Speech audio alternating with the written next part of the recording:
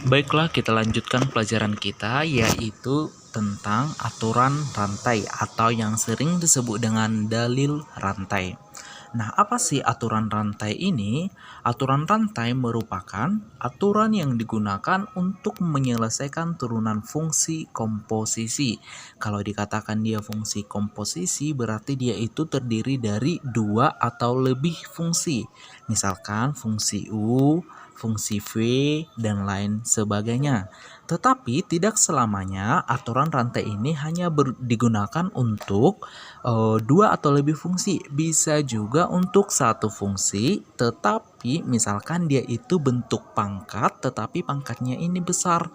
Contohnya misalkan fungsi U pangkat N, tetapi N-nya di sini pangkatnya itu lebih dari 3 ke atas. Misalkan dia 2x pangkat 10 atau misalkan 2x kurang 5 pangkat 7. Nah, seperti itu. Nah, kalau misalkan kita dihadapkan pada fungsi yang seperti ini, maka kita bisa menggunakan yang namanya aturan rantai. Dan ini juga sebelumnya sebenarnya sudah kita bahas ya, atau sudah Bapak singgung di video sebelumnya. Jadi untuk aturan rantai ini nanti kita sudah jauh lebih gampang memahami ya, memahami materinya maupun contoh soalnya. Oke, jadi di sini nanti ada beberapa bentuk ya, ada beberapa bentuk yang umum kita jumpai di dalam matematika dan harus kita gunakan atau kita selesaikan dengan aturan rantai. Bentuk yang pertama itu misalkan ada sebuah fungsi f(x) sama dengan ux pangkat n, artinya ini nanti ada suatu fungsi dan dia dipangkatkan. Nah, maka mencari turunannya adalah f aksen x sama dengan n buka kurung ux pangkat n dikurang 1 dikali u aksen x. Jadi di sini nanti pertama kita turunkan dulu dia pangkatnya, setelah itu kita turunkan lagi yang di dalam kurung, baru kita kalikan. Jadi ada dua kali pengerjaan. Kemudian bentuk yang kedua itu fx sama dengan u dikali vx. Ini berarti ada dua fungsi yaitu u dan vx. Nah, cara mencari turunannya atau f aksen x sama dengan u aksen dikali dengan si vx. Kemudian kita kalikan lagi dengan v aksen x. Artinya yang di dalam kurung nanti kita turunkan, yaitulah si v aksen x. Kemudian bentuk yang ketiga itu ada dia bentuk akar, yaitu fx sama dengan akar u. Nah, seperti yang sudah pernah Bapak jelaskan, bahwa kalau dia akar itu jadi bilangan berpangkat itu sama juga dengan pangkat setengah. Maka bisa kita tuliskan fx sama dengan akar u sama dengan u pangkat setengah. Jadi akar u itu sama lah itu dengan u pangkat setengah.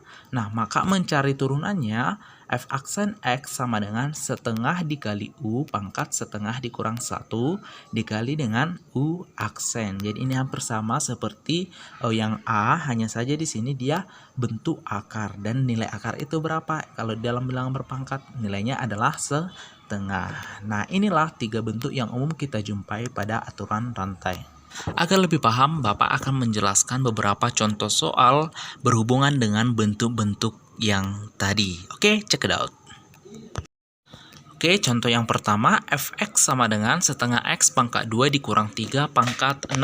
Nah, kalau misalkan kita cari secara manual, ini pasti membutuhkan waktu yang lama. Artinya di sini kalau misalkan kita pangkatkan 6 baru kita turunkan, itu kan membutuhkan waktu yang sangat lama. Jadi kita gunakanlah aturan rantai. Nah, jadi cara menyelesaikannya seperti ini. Kita misalkan dulu bahwa u itu sama dengan setengah x pangkat 2 dikurang 3 atau yang di dalam kurung. Kemudian n-nya itu adalah si pangkatnya, yaitu angka 6. Nah, maka bisa kita tuliskan bentuknya menjadi fx sama dengan u pangkat n atau sama juga dengan u pangkat 6. Nah, kalau kita tanya bagaimana cara mencari turunannya, maka turunannya adalah f aksen x sama dengan n dikali u pangkat n kurang 1 dikali u aksen. Nah, kita ganti atau kita substitusi, f aksen x itu sama juga dengan 6 dikali setengah x pangkat 2 dikurang 3 pangkat 6 dikurang 1 dikali dengan x. Dari mana datang x ini? Itu merupakan turunan dari yang di dalam kurung tadi atau yang kita misalkan sebagai U, yaitu setengah X pangkat 2 dikurang 3. Kalau kita turunkan maka nanti dapat hasilnya X. Oke, ingat turunan dari konstanta itu adalah 0. Nah, kemudian kita lanjut lagi bahwa f aksen X itu sama dengan 6 dikali setengah X pangkat 2 dikurang 3 pangkat 5 dikali dengan X. Nah, X dan 6 bisa kita kalikan, maka hasilnya menjadi f aksen X sama dengan 6X buka kurung setengah X pangkat 2 dikurang 3 pangkat 5. Jawabannya sampai di sini. Jangan kamu kalikan 6X dengan yang di dalam kurung. Karena apa? Karena yang di dalam kurung masih pangkat 5.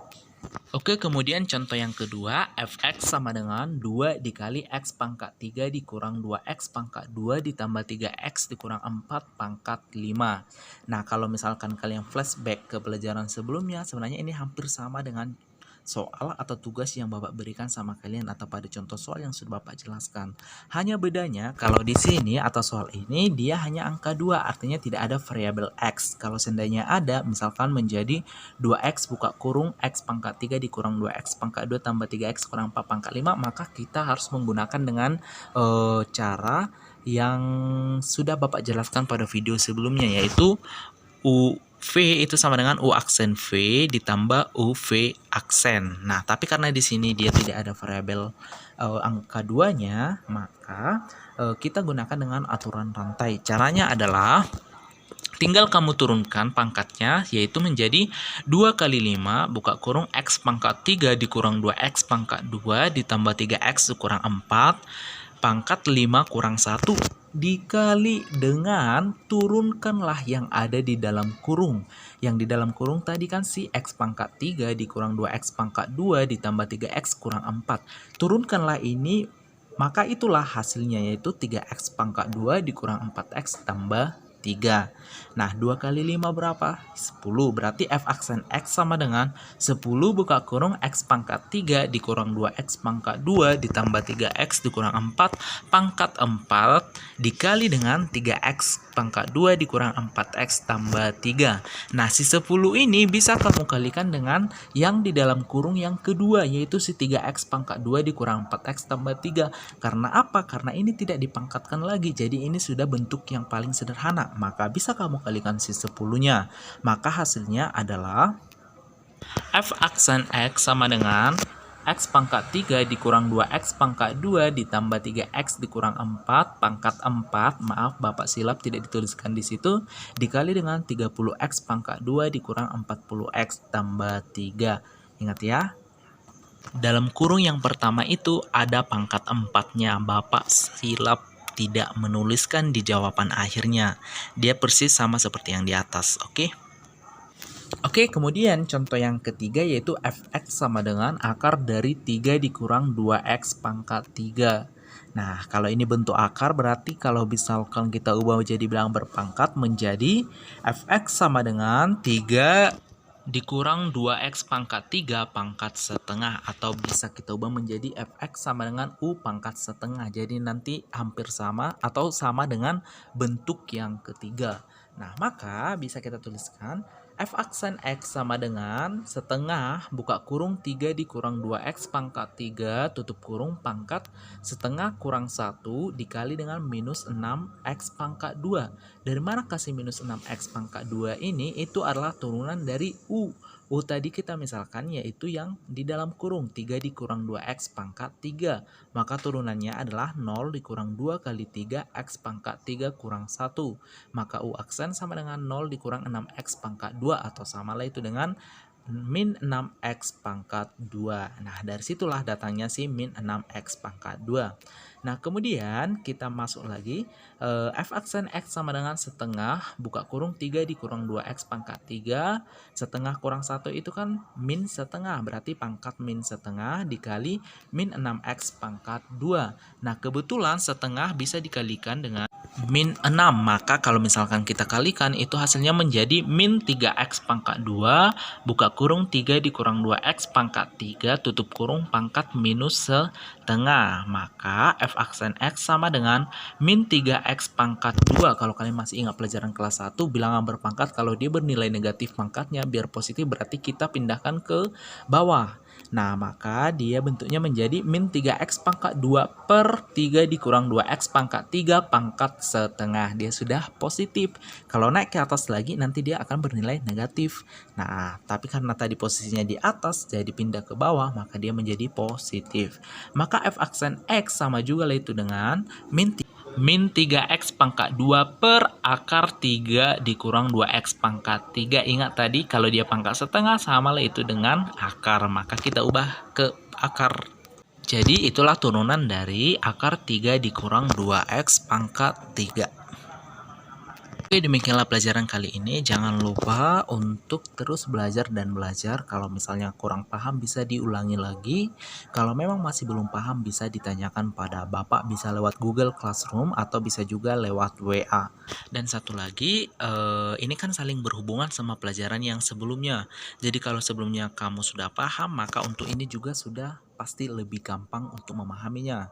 Dan kalau misalkan Bapak lihat nilai tugasnya dan ulangannya itu sudah lumayan bagus-bagus dan lebih bagus dibandingkan ketika kita tatap muka. Oke, see you later and keep healthy and praying. Thank you.